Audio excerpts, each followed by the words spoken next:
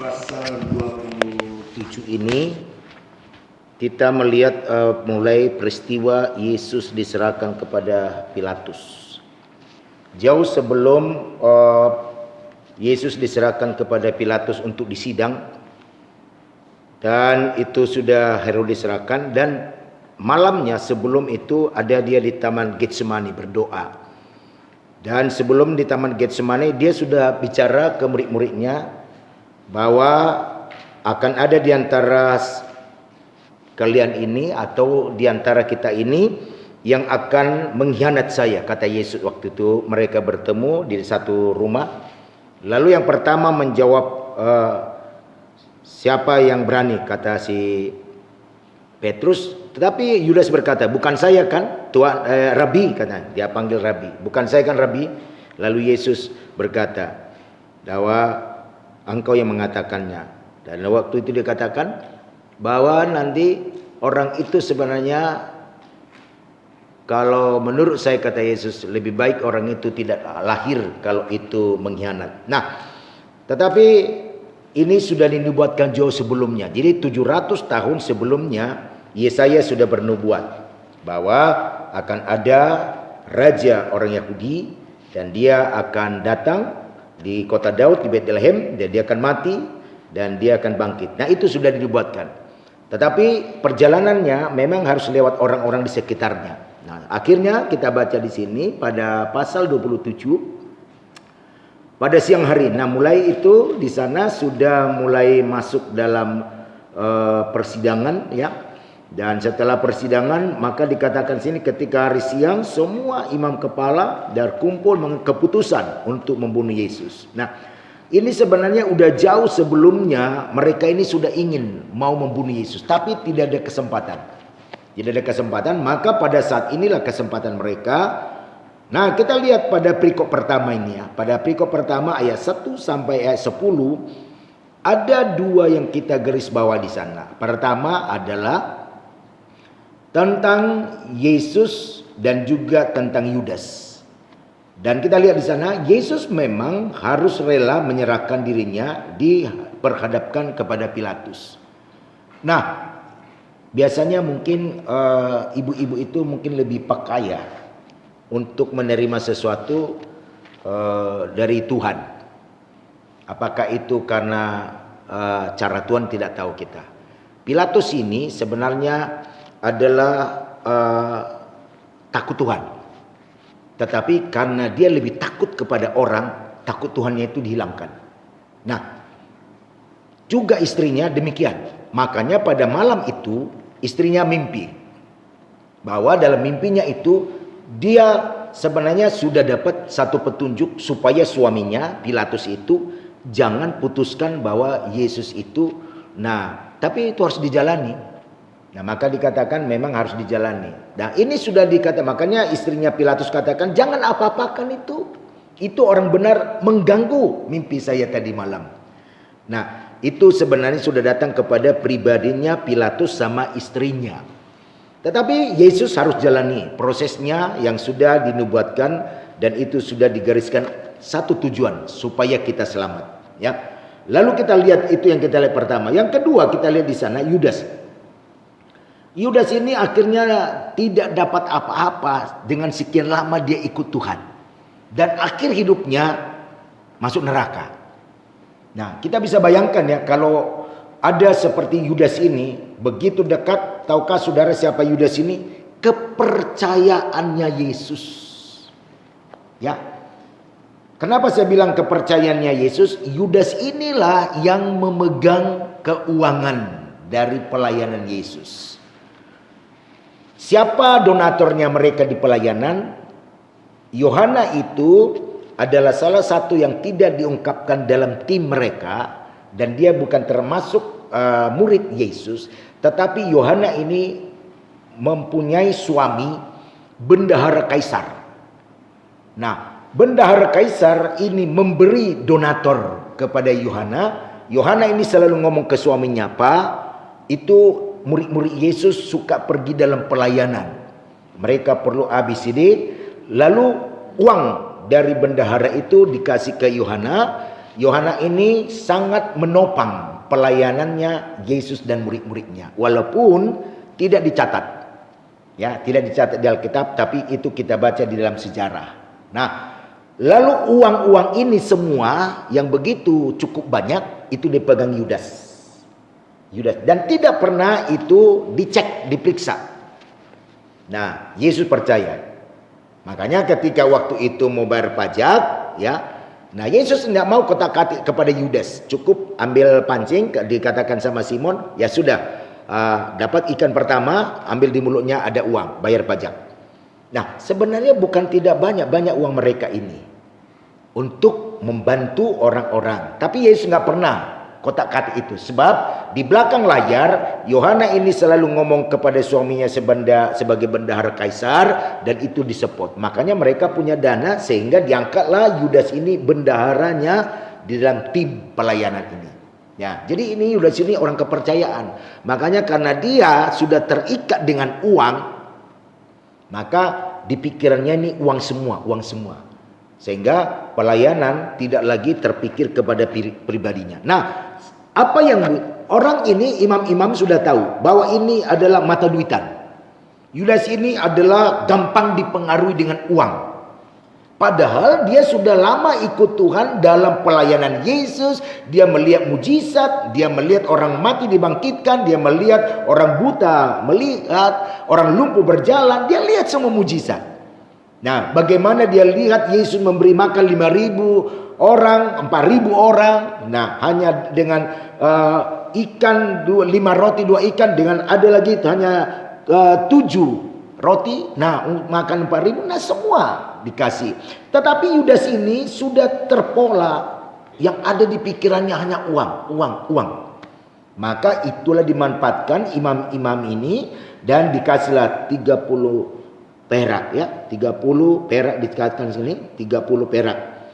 Nah, saya baca-baca, ternyata 30 perak ini cukup besar bagi zaman itu. Bukti nyata masih bisa membeli tanah, ya. Tanah kuburan bisa dibeli. Maka disebut itu sekarang, itu sampai sekarang disebut itu tanah darah, ya. Nah, berarti besar itu 30 keping peraknya. Dia tahu, memang itu saya katakan Yudas ini adalah Yudas yang terpola dengan uang. Nah, ini harus hati-hati kita. Jangan sampai memiliki sifat Yudas ini. Maka apa yang terjadi? Firman dibalikkan, firman diputar, maka yang ada di benaknya bukan lagi firman, adalah uang. Uang segala-galanya. Ada uang, beres. Maka itulah dimanfaatkan oleh imam-imam. Dia kasih 30 keping perak pada dia, lalu dia menjadi pengkhianat. Nah, jadi banyak saudaraku, karena uang ini musuh jadi teman, teman jadi musuh. Ya. Nah, ini kan ini muridnya, ya. Jadi seterusnya apa di sana? Tetapi sayang, ya. Nah, perjalanan waktu Yesus disidang diputuskan, lalu datanglah di sini dikatakan tadi. Nah, perjalanan itu waktu Yusuf dari Arimatea itu membawa salib, itu kan butuh waktu, ya. Dari wali negeri berjalan. Nah, gak tahu apakah berapa menit atau mungkin berapa jam. Nah, itu kan ada waktu, ya. Ketika dia lihat, dia putuskan bahwa dia harus disalibkan, Yesus harus disalibkan. Nah, itu kan langsung berangkat. Yudas tinggal. Nah, antara jarak ini sebenarnya ada kesempatan bagi Yudas untuk bertobat. Tapi namanya sudah dikelabui, sudah dibutakan dengan uang. Biasanya, ya, ada orang gini, ketika dia salah, dia menyesal, dia sadar, bertobat. Mungkin pada saat itu kalau dia bertobat, pas itu ampuni. Ya, bukti nyata yang di sebelahnya Yesus itu kan penjahat, perampok, pembunuh. Nah, diampuni Yesus. Maka dikatakan Yesus, engkau dan aku ada saat ini ada di Firdaus. Nah, tapi Yudas kita lihat di sini, Yudas ini ketika dia lihat Yesus sudah mau dibunuh, mau disalibkan, lalu dia ambil uang ini, dia lempar. Dia pikir kalau dia lempar di bait Allah, nah zaman dulu gitu mungkin, ya saya nggak tahu apakah itu mungkin, tapi kalau dulu ada orang untuk pengampunan dosa masukkan uang di peti. Nah, mungkin dalam hatinya kalau dilempar uang ini ke kotak ini persembahan, ya, dilempar ke sana, mungkin dia akan mendapat satu pengampunan. Tetapi imam-imam ambil. Nah, ini kan perjalannya dari dia diputuskan Yesus untuk disalibkan, lalu dari tempat persidangan ke bait suci, kan butuh waktu itu ya. Jadi kalau di situ sebenarnya dia sadar, dia bertobat, pasti ada kemurahan. Tapi pada saat itu sudah gelap pikirannya, sudah dibutakan. Ya, sudah dibutakan. Makanya akhirnya di sana dia pergi, dan kalau di Lukas lebih jelas berkata dia akhirnya pergi dan bunuh diri. Kalau di sini dikatakan menggantungkan diri. Nah, akhirnya menggantungkan diri, jadi diambil mungkin apakah seperti model sekarang menggantung diri, nggak tahu. Apakah model dulu lain menggantung diri, mungkin diambil tali, diikat lehernya, dia mati bunuh diri. Nah, saya mau berkata orang yang mati bunuh diri itu nggak pernah sejarahnya itu adalah melampaui kuasa Tuhan. Jadi itu tidak akan masuk surga. Itu bunuh diri ya, mencabut nyawanya atas tidak seizinnya Tuhan. Nah, jadi dia yang melakukan. Nah, ini kita lihat di sini setelah demikian apa yang terjadi itu perikop pertama, sebab uang itu pun tidak diikhlaskan itu. Mereka ambil, akhirnya beli tanah, karena itu tidak berkenan untuk itu jadi persembahan ya. Diambil imam-imam lalu dibeli tanah, maka disebut tanah itu tanah darah ya. Berarti cukup besar nilainya itu pada waktu itu ya, bisa beli tanah. Nah, lalu kita lihat di sini, intinya di sini adalah Yesus harus memang menerima apa yang sudah dibuatkan, tetapi di sisi lain ingin supaya sebenarnya Yudas ini sadar dan bertobat, tapi dia tidak lakukan itu, akhirnya dia mati. Jadi ada dua yang mati di sini yang sama-sama dalam pelayanan. Satu mati untuk kebenaran, satu mati karena perbuatan sendiri. Satu mati masuk kerajaan Allah dan dia akan bangkit, tapi satu mati adalah karena dosa sendiri yang dibuatnya yang tidak ada ampun. Nah, tapi nggak tahu nanti apakah nanti kalau nanti penghakiman ya, saya nggak tahu apakah Yudas ini nanti bangkit diri kebangkitannya yang kedua, ada kesempatan terakhir Tuhan Yesus berikan, yaitu urusan Tuhan lah ya. Tapi sejarahnya bahwa orang bunuh diri itu adalah mengambil kekuasaan Tuhan, itu tidak berkenan. Nah, itu kita lihat perikop dalam ayat 1. Nah, lalu di ayat yang ke-11, di ayat yang 11 itu tadi yang dikatakan bahwa sebenarnya pada Pilatus ini sudah ada satu getaran di hatinya. Ya, makanya ujungnya daripada ayat 11 ini sampai pada ayat yang ke-26 dia cuci tangan. Banyak saudaraku di gereja-gereja Pilatus. Ya, banyak Pilatus. Pilatus itu dia di belakang layar, ya, di belakang layar dia menjadi provokator. Ya, dia tidak mau dia pencetus kerusuhan, dia tidak mau. Dia mau menjadi orang suci, orang baik di depan layar. Itulah sebabnya dia bermain di belakang layar. Nah, menjadi provokator, ya. Itulah sebabnya maka Pilatus cuci tangan. Dia katakan cuci tangan kan, ya kamu aja yang menerima itu, saya tidak mau. Padahal keputusan dia kan, dia yang putuskan sebagai wali negeri, dia yang putuskan mau diapain. Siapa mau disalibkan, Barabaskah atau Yesus? Lalu dikatakan Yesus. Ya sudah, dia kan yang pukul palu, plek plek, sudah. Yesus Kristus yang disalibkan. Nah, sekarang setelah diputuskan dia cuci tangan. Cuci tangan bukan cuci tangan dengan air, istilahnya cuci tangan di sini dia tidak mau menerima keputusannya itu tanggung risiko. Jadi akhirnya orang lain, kamu yang akan terima hukumannya atau murkanya atau akibatnya. Nah, itu yang kita lihat di sini. Jadi ini Pilatus ini adalah seorang pribadi yang tidak mau menerima risiko, tetapi mau melakukan yang tidak diikuti hati nurani. Ya, jadi Pilatus ini orang yang tidak mau menerima risiko, tetapi melawan suara hati. Dan orang yang suka bermain di belakang layar. Dan selalu dia, itu yang disebutnya ini cuci tangan. Nah, itu Pilatus. Nah, ini gambaran ya, gambaran anak-anak Tuhan, semoga kita berdoa semoga di tengah-tengah gereja kita tidak ada seperti Pilatus ini. Bahaya, saudaraku. Ya, bahaya Pilatus ini. Ya, Pilatus ini Kristen, Kristen.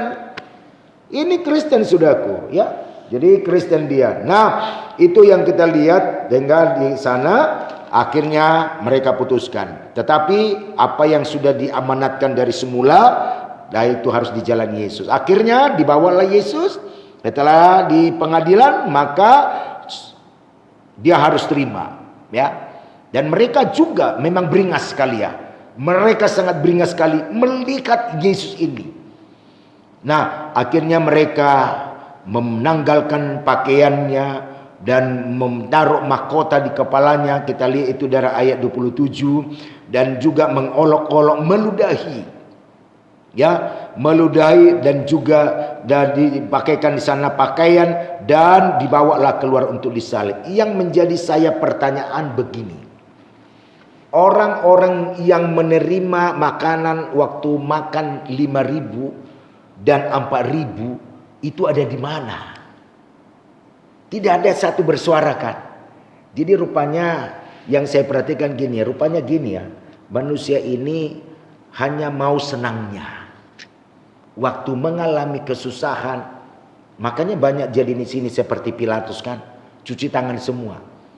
Padahal di sini waktu pelayanannya Yesus 3 tahun ya. Jadi 3 tahun setengah sampai dia mati, bangkit dan disalibkan naik ke surga 3 tahun setengah. Nah, pada saat itu sudah lebih 3 tahun orang-orang banyak menerima firman. Orang-orang banyak terima kebenaran. Orang-orang banyak dikhotbah Yesus. Baik berkhotbah Yesus di bukit, baik di pinggir pantai, baik juga Yesus memberi makan, baik menyembuhkan, baik orang buta, semua banyak ditolong. Dan itu boleh dikatakan ribuan ditolong. Nah sekarang waktu Yesus diludahi, waktu Yesus diolok-olok, waktu Yesus bajunya ditanggalkan, satu pun tidak ada yang memperhatikan Yesus.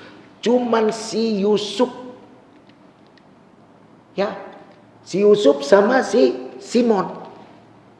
Ini Yusuf nggak pernah, coba Bapak Ibu Saudara lihat nanti dari Injil Matius pasal 1 sampai pasal terakhir Markus pasal 1. Ini nggak pernah artinya dikunjungi Yesus waktu pelayanan Yesus. Kan kita lihat di sini ya. Di sini kita lihat, kalau kita lihat tadi ada di sana Simon, ada di sana Yusuf. Ini Yusuf ini dan Yesus ini kan nggak ada pernah. Apakah keluarganya Yusuf ini pernah disembuhkan Tuhan? Apakah keluarganya Simon ini pernah ditolong Tuhan? Hampir tidak ada saya lihat pernah dia ditolong. Tapi ketika Yesus mati, ketika Yesus disalibkan, nah, ini dikatakan sini, kita lihat baik-baik ya. Kita lihat di sana apa dikatakan tadi. Kalau kita perhatikan bahwa siapa yang membawa, ketika di sana bahwa adakah murid-murid Yesus yang membawa salib waktu Yesus jatuh memikul salib? Enggak ada. Adakah orang yang artinya pernah disembuhkan, orang yang pernah ditolong Tuhan, orang yang pernah diberi Tuhan makan, adakah mereka menyiapkan kuburan untuk Yesus? Enggak ada. Jadi dua ini yang tidak terkenal, dua ini yang tidak pernah ditolong Yesus, Simon dan Yusuf ini nggak pernah sejarahnya, keluarganya atau istrinya, anaknya, keponakannya tidak ada ditolong. Tapi waktu Yesus disalibkan, waktu Yesus terjatuh memikul salib itu digantikan dengan Simon. Nah, dan waktu setelah dia mati, nah, yang siapkan kuburannya cuma 2 tokoh ini, Simon dan Yusuf. Rupanya gitu ya. Jadi untuk senang itu banyak anak-anak Tuhan untuk mau senang. Tapi siapakah yang mau sama-sama sependeritaan? Ya, gak jauh beda. Itu baru zamannya Yesus waktu salibkan. Coba lihat aja di zaman COVID ini. Siapa yang mau sama-sama mau menderita? Gak ada yang mau. Benar apa benar? Ya. Nah, zaman COVID ini semua masing-masing selamatkan diri masing-masing. Di zaman ini sudah terjadi gitu. Jadi nggak heran saudaraku kalau ada terjadi di zaman COVID ini, di zaman Yesus pun sudah ada. Masing-masing selamatkan dirinya. Karena takut kepada Pilatus, takut kepada Herodes, takut kepada keputusan-keputusan peraturan-peraturan pemerintah di zaman Yesus. Demikian juga sekarang. Lebih takut orang, ya, tapi herannya orang tidak takut ke pasar. Nah, itu bingungnya. Nah, tapi kalau gereja takut. Nah, zaman dulu udah terjadi gitu. Zaman dulu takut orang mendekati Yesus, tetapi mereka gerombolan di sana. Cuman menonton dari jauh. Nah, makanya saya lihat di Facebook ada orang berkata begini, apakah itu sandaguro atau mungkin canda atau mungkin orang Manado bilang baku sedu. Nah, bikin candaan. Dikatakan begini, kalau orang ke mall, kalau orang ke pasar tidak takut, tapi kalau orang ke gereja mereka takut. Kalau orang jalan-jalan tidak takut di jalan-jalan, tapi kalau disuruh ke gereja mikir 10 kali takut. Nah, lalu saya merenungkan gini, ternyata bukan di zaman COVID ini terjadi itu. Nah, jadi apa yang sedang terjadi sekarang sudah terjadi pernah 2000 tahun yang lalu. Kalau kita renungkan ini, ayat ini, maka ketika kita lihat keadaan sekarang, kita nggak perlu kaget. Kita nggak perlu kaget. Dan kita akan melihat siapakah yang benar-benar siap menerima apa yang Tuhan boleh lakukan bagi umatnya. Nah, ini belum apa-apa, baru COVID-19. Kalau nanti saya bacakan, tapi tidak usah saya bacakan. Bagaimana nanti kalau itu terjadi yang di Wahyu pasal 16? Di mana-mana akan terjadi bisul. Bagaimana kalau itu terjadi? Sudah bisul, tidak bisa sembuh. Nah, masih ada, kita dengar sekarang masih ada yang COVID-19, walaupun ada yang meninggal, masih ada yang sembuh. Masih kadang-kadang ada yang masih seimbang, antara yang meninggal dengan yang sembuh masih hampir seimbang. Nah, nanti kalau kita lihat di Wahyu, ketika bisul itu melanda dunia, tidak ada yang sembuh. Begitu ini dioperasi muncul, begitu dioperasi muncul. Begitu dioperasi muncul sini, muncul lagi. Bayangin. Dan pada saat itu juga, kalau sekarang masih bisa Bapak Ibu Saudara beli beras. Ya, masih bisa saudara beli sayur. Tapi pada masa itu nanti secupak gandum sedinar. 3 cupak jelai. Jelai itu adalah makanan sapi. Itu dibawa. Kalau orang-orang kerja di perkebunan itu adalah beras yang sudah ada sudah bau. Ya, sudah bau. Itu pun mahal. Nah, bayangin Bapak Ibu Saudara nanti bersamaan dengan itu di mana-mana muncul akan bisul, di mana-mana juga terjadi kelaparan dan sangat susah membeli beras. Sangat susah membeli beras. Nah, bagaimana kalau terjadi itu? Mengerikan. Nah, akan ketahuan nanti di situ siapa yang benar-benar murni imannya. Nah, di zaman Yesus sudah terjadi seperti itu, Bapak Ibu Saudara. Semua menghindar. Semua menghindar.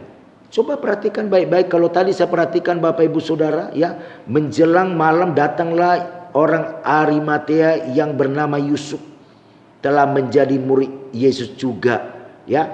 Dan menghadap Pilatus meminta mayat Yesus. Dia tidak pernah hanya pengikut, tapi tidak pernah mengalami satu mujizat. Tidak pernah mengalami mujizat seperti orang-orang lain. Pernah disembuhkan, pernah ditolong. Dia cuma pengikutnya Yesus. Tetapi yang lain mana? Nah, ini kan Yusuf ini tidak termasuk, artinya sekalipun jadi murid Yesus ini kan 12. Di bawah 12 ini ada lagi yang lain, ya. Nah, ini 12 ini adalah murid intinya Yesus.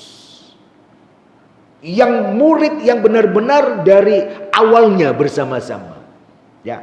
Jadi ini kan nanti setelah mendekati pelayanan berapa tahun barulah Yusuf ini datang. Nah ini dikatakan dia yang Yusuf ini telah menjadi murid Yesus ini, dia pergi menghadap Pilatus meminta mayatnya. Yang memikul salib itu waktu Yesus jatuh Simon. Tapi Yusuf ini juga mencari kuburan. untuk Yesus. Nah, sekarang ada di mana yang orang disembuhkan? Ada di mana 10 orang kusta yang pernah sembuh? Ada di mana orang yang pernah semua yang lumpuh itu? Nah, kita tidak melihat di mana mereka.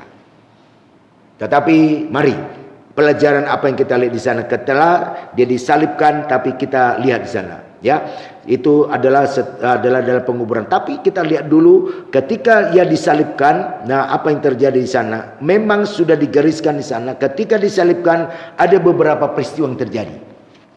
Pertama terjadi gempa, ya. Dari jam 9 dia sudah disidang dan jam 12 dia sudah ada di Bukit Golgota yang disebut ini tempat tengkorak. Nah, dari jam 12 sampai jam 3. Nah, saya waktu Paskah itu kan masih kita ya, masih kita bisa ibadah Paskah ya. Masih bisa kita ibadah Paskah waktu itu ya. Nah, saya pernah berkata bahwa nanti kita lihat, dan hampir tiap tahun itu setelah ibadah kita lihat nanti jam 3 kita lihat akan gelap dunia, akan datang hujan. Benar. Setiap tahun saya sudah perhatikan itu, setiap jam 3 itu pasti gelap. Pasti datang minimal hujan gerimis. Nah, di zaman 2000 tahun yang lalu jam 12 itu sampai jam 3 itu gelap. Dan saudara tahu apa yang terjadi di sana? Nah, di bait suci itu seperti ini. Di bait suci itu ada penghalang di sini. Di bait suci itu gereja bait suci kan tinggi seperti katedral ya. Katedral lebih tinggi, mungkin bisa lebih tinggi dari katedral yang di Pasar Baru. Nah, itu tinggi. Lalu dari sana itu sampai ke bawah mungkin bisa 2 kali atau 3 kali tingginya ini. Nah, itu dari atas sana sampai ke bawah, baru dari sana belum tahu berapa luasnya itu. Nah, sejarah berkata tirai ini atau kita sebut gorden. Nah, gorden penutup ini namanya ruang suci, orang-orang imam yang boleh di situ berdoa, ya. Nah, jadi ini adalah ruang suci. Nah, tidak boleh sembarangan di sana. Nah, dibatasi dengan tirai ini, Ini tertutup. Tirai ini tertutup. Hanya ada satu pintu kecil dari sini. Itu masuk untuk imam. Nah, waktu Yesus, kenapa itu? Karena di zamannya orang Yahudi tidak boleh, kalau saudara kan sudah boleh bebas naik ke mimbar kan? Kalau zaman dulu nggak boleh sembarangan orang ke mimbar, nggak boleh. Yang boleh itu hanya keluarganya Imam Harun, hanya anak cucu buyutnya yang boleh masuk. Dan itu tidak boleh sembarangan masuk, nggak boleh. Itu adalah hukum Taurat. Nah, makanya ditutup pakai kain gorden itu. Nah, itu beratnya saya nggak tahu berapa itu panjangnya, berapa itu tingginya, tapi dikatakan sejarah mengangkat itu gorden tirai ini harus kumpulkan 100 orang.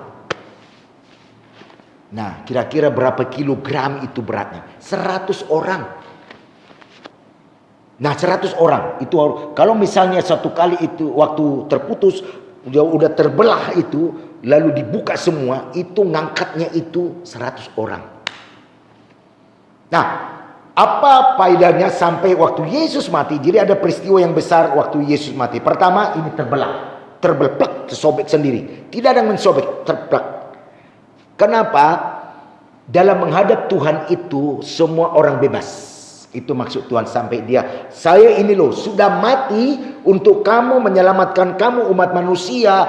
Karena itu tidak ada perbedaan orang untuk masuk di ruang maha kudus, di ruang maha suci, bebas siapa mau datang. Kalau dulu nggak boleh, jemaat itu nggak boleh bebas buka Alkitab. Alkitab itu hanya dengar imam ngomong dari dalam layar itu. Setelah berdoa, sini jemaat duduk. Nah, duduk. Kalau nanti ada Tuhan berbicara, baru dia bernubuat di situ, baru dia ngomong.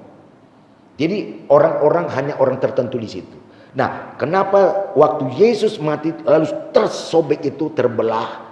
Nah, artinya Yesus ingin supaya umat-umat ciptaannya, umat-umat yang menyembah Dia tidak ada batasan. Siapapun dia, imamkah dia, jemaatkah dia, semua kita bebas untuk menghadap Tuhan. Itu intinya. Makanya dibuat Allah waktu dia meninggal itu mati terbelah. Nah, itu peristiwa. Yang kedua, gempa.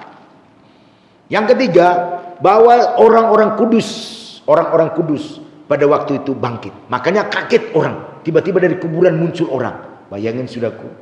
Nah, dari kuburan, kok hidup lagi ini, kok hidup lagi. Nah, dari kuburan muncul.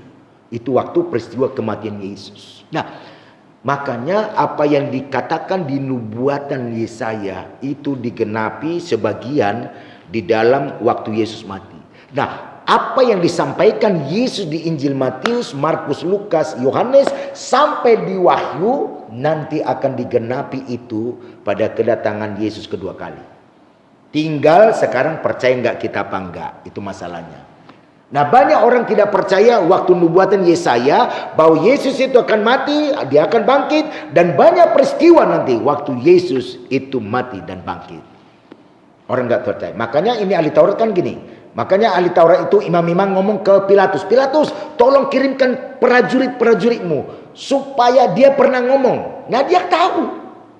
Banyak orang seperti imam-imam, dia tahu bahwa nanti dia itu pernah dia ngomong ke murid-muridnya, pernah dia bicara kepada orang banyak, dia akan mati pada hari yang ketiga dia bangkit. Jadi suruh prajuritnya menjaga kuburan. Nah, karena mereka tahu. Mereka tahu bahwa Yesus itu akan bangkit pada hari ketiga. Tetapi mereka tidak percaya. Nah, makanya dikatakan sini. Nah, akhirnya apa terjadi? Dan kita lihat di sana. Saya tidak uraikan secara mendetail. Lalu apa di sana? Ahli-ahli Taurat tetap mengolok-olok dia.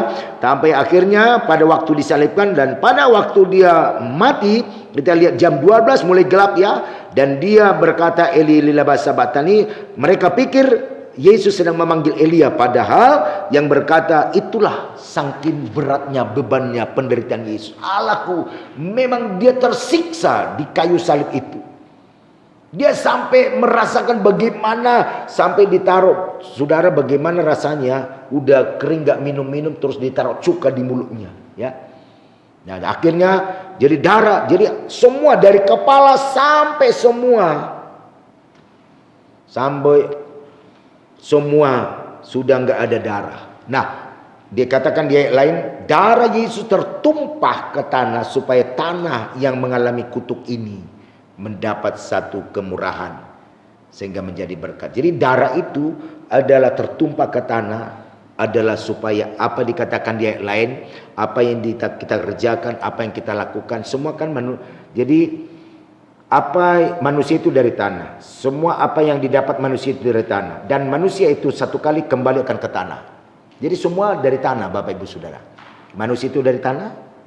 Apa yang kita makan minum itu semua sumber dari tanah. Dan nanti pun kita akan kembali kepada tanah. Makanya ke tanah itulah ditumpahkan darah Yesus. Karena dari semula pun, dari waktu penciptaan, manusia itu dari tanah. Ya, apa yang kita makan minum itu semua sumbernya dari tanah, ya, dari tanah. Dan nanti pun kita akan kembali kepada tanah.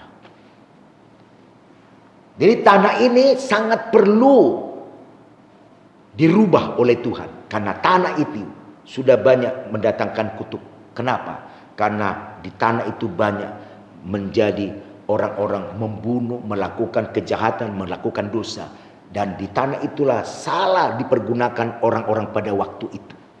Ya, makanya Tuhan rela Yesus menumpahkan semua darahnya sampai dia naik ke surga pun tidak punya darah lagi. Nah, darah itulah makanya itu dimanfaatkan iblis. Ya, iblis memanfaatkan itu tanah karena dari iblis itu makanya dikatakan di dalam itu khotbah saya tadi untuk pagi ini, ya. Bahwa iblis itu ada di bawah telapak kakimu. Telapak kaki tidak mungkin menginjak tanah.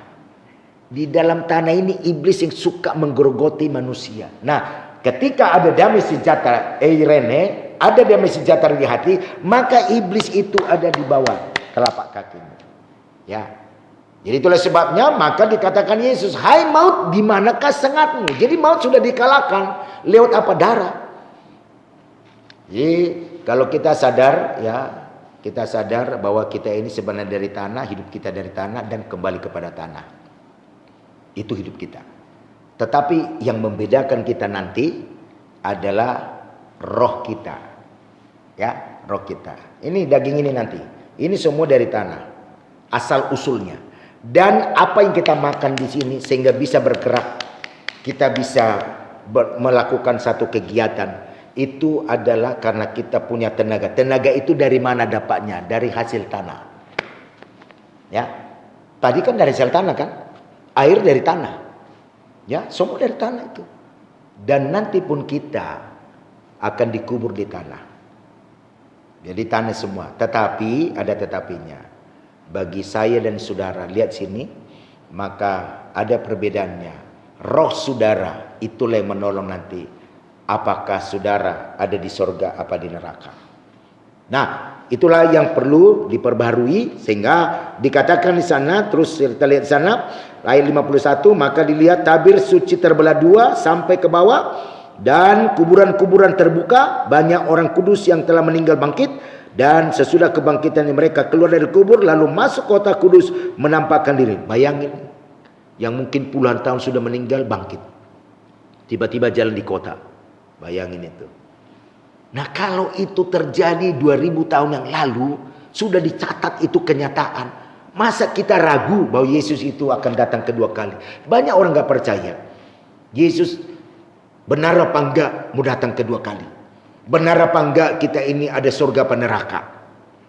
Padahal yang di zamannya Yesus pun sudah ternyata ada orang mati dibangkitkan.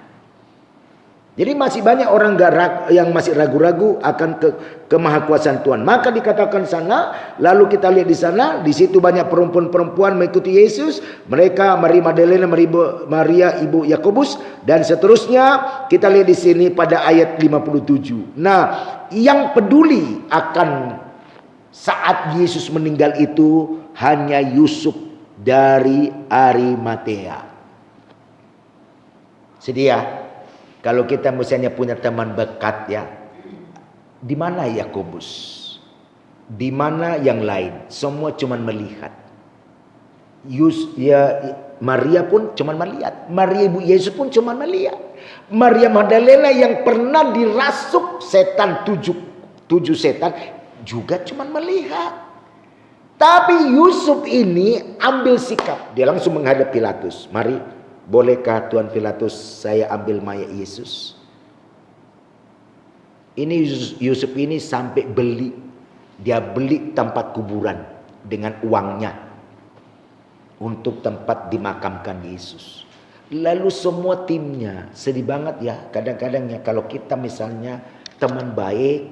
Ya, teman baik sama-sama. Tahu-tahu waktu salah satu menerima penderitaan. Mengalami kesulitan, kira-kira temannya itu tidak ada, sedih enggak? Paling sedih. Ya, sedih. Waktu sukacita sama-sama, waktu tertawa sama-sama, waktu menerima berkat sama-sama. Tapi ketika salah satu mengalami penderitaan, ketika mengalami kesulitan, temannya mundur pelan-pelan. Itu yang dalam Yesus. Cuman Yusuf. Saudara boleh lihat apakah ada peranan Yusuf kita lihat di sana waktu Yesus melayani 3 tahun? Enggak ada. Apakah Yusuf pernah menerima satu mujizat yang dikerjakan Yesus untuk diri dan keluarganya? Enggak ada. Jadi Yusuf ini kalau boleh dibilang dia murid, hanya murid ya cuman di balik layar. Enggak terlalu. Jadi kita ini kalau menjadi pelayan, jadi ikut Yesus, tidak jadi menonjolkan diri pun itu sangat mulia di hadapan Tuhan. Haleluya. Jadi bukan tonjolannya, saudaraku. Kita di balik layar aja pun seperti Yusuf ini dicatat. Tapi murid-murid itu enggak ada. Enggak ada, saudaraku. Nah, akhirnya apa yang terjadi di sana? Di kuburnya setelah itu masih ada merasa ini imam-imam ini bahwa Yesus ini akan. Nah, dia tahu firman. Dia tahu sebenarnya kata-kata Yesus itu bahwa dia akan bangkit pada hari ketiga. Pilatus tahu itu bahwa Yesus akan bangkit hari ketiga. Nah, cuman Pilatus ini sudah terdoktrin hukum Taurat. Sudah terdoktrin bahwa Yesus ini bukan Tuhan. Yesus ini anak si tukang kayu. Yesus ini bukan Tuhan. Makanya padahal dia tahu kata-kata Yesus ini. Buktinya dia ngomong sama Pilatus. Pilatus, tolong kirim prajurit untuk menjaga kuburannya Yesus. Karena hari ketiga nanti dia akan bangkit. Nah berarti kan dia tahu. Berarti ini imam-imam ini, ahli Taurat ini pernah dengar khotbah Yesus. Bahwa Yesus pernah khotbah dia akan mati, disalibkan dan mati dan bangkit pada hari ketiga. Coba Bapak Ibu Saudara lihat itu waktu judul di sana, kubur Yesus dijaga. Kenapa ada sampai di sana penjaga? Karena itu usulannya imam-imam ini, ahli Taurat ini, orang-orang Farisi ini. Dia tahu. Berapa banyak Bapak Ibu Saudara yang tahu firman? Banyak orang tahu firman. Bahkan hafal dari Kejadian sampai Wahyu hafal. Ya. Tetapi sayangnya hanya sekedar tahu. Hanya sekedar buat jadi pengetahuan. Tapi tidak dilakukan. Itu adalah orang Farisi. Orang Farisi ini ngomong ke Pilatus, mari tolong kirimkan itu prajuritmu. Kirimkan itu tentara-tentara. Jaga di depan, di belakang, di semua dijaga. Nah, karena dia tahu, pasti dia pernah dengar Yesus akan bangkit pada hari ketiga. Dan benar, bangkit pada tiga. Tapi mereka bisa jaga? Enggak. Sebab bangkitnya Yesus adalah pagi-pagi, tertidur semua. Tentara-tentara, prajurit-prajurit semua. Malaikat datang dua, menggulingkan batu itu. Semua tertidur. Tiba-tiba mayat sudah tidak ada di dalam. Kenapa? Pagi-pagi kok. Jam-jam 3 udah bangkit Yesus. Sementara prajuritnya sudah pada tertidur semua. Tidak ada yang tahu. Sekalipun dijaga ketat. Di belakang mungkin berapa orang, di samping, di depan berapa orang. Tapi waktu Yesus bangkit, hari Minggu jam 3 pagi. Jam 4, Maria Magdalena datang ke sana. Maria, ibu Yesus datang ke sana. Sudah tidak ada mayat. Karena apa? Yesus sudah bangkit. Dan janjinya digenapi, perkataannya digenapi. Karena itulah Bapak Ibu Saudara, jangan pernah kita ragu perkataan Tuhan. Apa yang diperkatakan di Alkitab ini dia tepati, tidak ada satupun yang gagal. Ya, tidak ada satu gagal. Saya akan baca, saya akan tutup dengan satu ayat begini. Apa yang difirmankannya tidak akan pernah gagal dan semuanya ditepati dan tidak ada satupun. Nah, ini dikatakan di dalam Alkitab. Di dalam Roma, ya, di dalam Roma, Alkitab saya ini udah, di dalam Roma dikatakan, ya, Roma pasal yang ke-9, Roma pasal 9, saya baca ayat 6 dan ayat 28, saya baca. Akan tetapi firman Allah tidak mungkin gagal, sebab tidak semua orang yang Israel berasal dari Israel adalah Israel. Jadi yang kita garis bawahi, akan tetapi firman Allah tidak mungkin gagal, titik, ya. Lalu kita lompat ke ayat 28. Sebab apa yang telah difirmankannya akan dilakukan Tuhan di atas bumi sempurna dan segera. Haleluya. Itu. Jadi apa yang sudah dituliskan di sini di Alkitab ini adalah akan terjadi. Karena itu mari persiapkan diri kita Bapak Ibu Saudara untuk kita boleh senantiasa melakukan firman-Nya. Kalau Yesus yang pernah berkata waktu 1 minggu sebelum dia ditangkap, di Taman Getsemani, sebelum disalibkan, dia sudah ngomong waktu perjamuan malam bersama murid-muridnya bahwa saya akan ke Yerusalem. Dan Yerusalem saya akan disesal, diolok-olok, disidang, dan disalibkan, dan mati, dan bangkit pada hari yang ketiga. Itu sudah diomongin Yesus sebelum dia ada di Taman Getsemani. Dan banyak orang tidak mengerti itu. Kalau kita baca nanti berikutnya, waktu hari kebangkitan Yesus, hanya Yohanes yang tahu ayat itu dan melakukannya. Begitu dilihat kubur Yesus kosong, tidak ada mayat, maka Yohanes berkata bahwa dia benar sudah bangkit. Sebab seminggu yang lalu Yesus sudah ngomong itu, bahwa dia akan mati dan bangkit pada hari ketiga. Ini hari ketiga, ini hari Minggu. Berarti benar dia bangkit. Lalu apa yang kita ambil hikmahnya di sana? Yesus sudah ngomong waktu dia naik ke surga.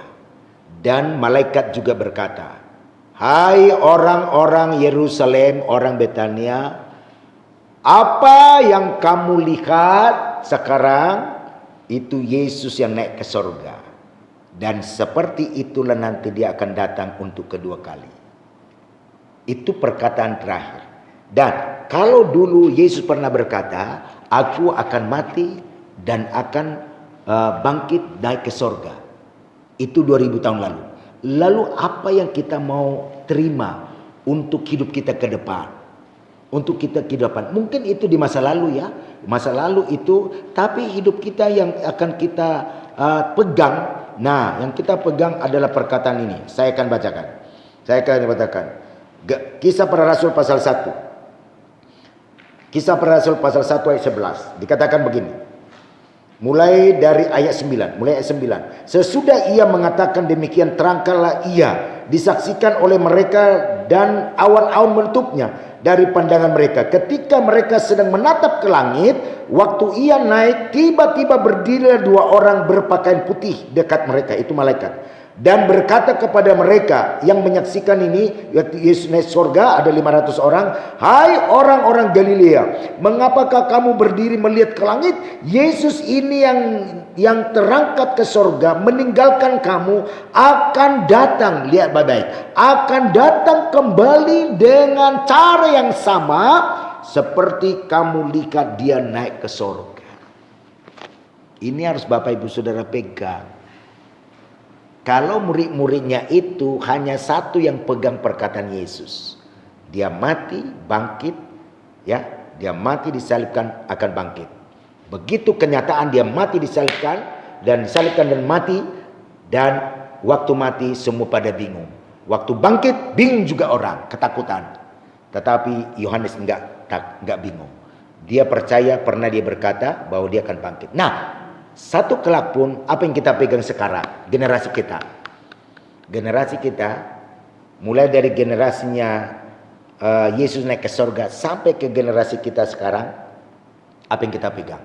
Yesus sudah naik ke surga dan dia akan datang menjemput orang-orang kudusnya. Nah, banyak orang tidak percaya bahwa Yesus itu akan datang. Tapi ini berkata, sebagaimana kamu melihat Yesus naik ke surga, seperti itulah nanti dia akan kembali datang ke dunia ini. Untuk bukan lagi menyelamatkan kita, bukan lagi mengampuni dosa, bukan lagi menyucikan dosa, tapi menghakimi. Waktu Yesus datang pertama kali sampai dia rela mati, disiksa, diolok-olok, diludahi, itu mengampuni semua dosa-dosa umat manusia. Tapi nanti dia datang kedua kali, tidak untuk mengampuni, tapi menghakimi. Itu di dalam wahyu. Menghakimi. Dan waktu itulah tidak ada lagi kesempatan. Kesempatan kita adalah sekarang untuk memohon kemurahan Tuhan. Mari, inilah menjadi satu pemahaman bagi kita. Kalau di zaman Yesus waktu 2000 tahun lalu dia berjanji, dia mati dan akan bangkit. Dan sekarang pun dari zaman dia naik ke surga, dia pun berjanji. Dia naik ke surga dan dia akan datang menjemput orang-orang kudusnya. Persiapkan diri kita. Seperti apa yang kemarin saya sampaikan, 5 anak darah yang bijaksana mempelai akan datang. Siapkah kita dengan pelita dan minyak? Persiapkan diri kita untuk menyongsong kedatangan Yesus kedua kali dengan hidup kudus supaya kita tidak terpola terus pada COVID. Ya, benar kita doakan supaya kita terhindar dari COVID. Benar, itu wajib kita doakan. Tetapi jangan sampai terfokus di sini sampai kita ini terus yang kita gumuli, sementara rohani kita jangan sampai tidak terbangun. Sebab sasaran utama kita bagaimana kita menyongsong kedatangan Tuhan dengan menjaga iman kita, rohani kita, hidup kita untuk tetap berkenan di hadapan Allah. Puji Tuhan, inilah menjadi satu pemahaman bagi kita. Kiranya Roh Kudus menolong kita, memberkati kita semua. Haleluya. Mari dengan pemahaman ini menjadi kekuatan bagi kita semua. Puji Tuhan. Tuhan memberkati kita semua.